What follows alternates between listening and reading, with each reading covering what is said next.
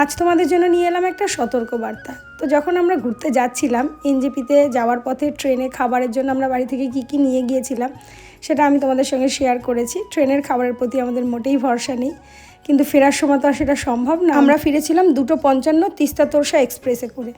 তো যেহেতু ট্রেনের খাবার খাবো না, তাই শুকনো খাবার দাবার কিছু কিনে নিয়েছিলাম, প্যাটিস, লস্যি, বাচ্চাদের জন্য চিপস, কেক, কোল্ড ড্রিঙ্কস এইসব।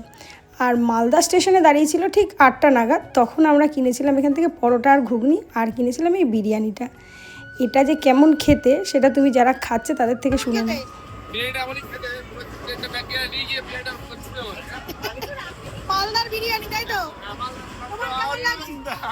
বিরিয়ানিটা এতটা জঘন্য ছিল তোমাদেরকে কি বলবো, মানে ধরে আমাদের 3টে ফেলে দিতে হয়েছিল।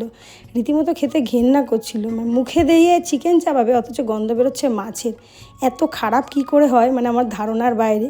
তোমরা কখনো মালদা স্টেশন থেকে বিরিয়ানি কিনবে না, এই জন্যই আমার কিন্তু ভিডিওটা বানানো। তবে পরোটাটা ভালো ছিল। তো আজ তবে এতটুকুই, টাটা।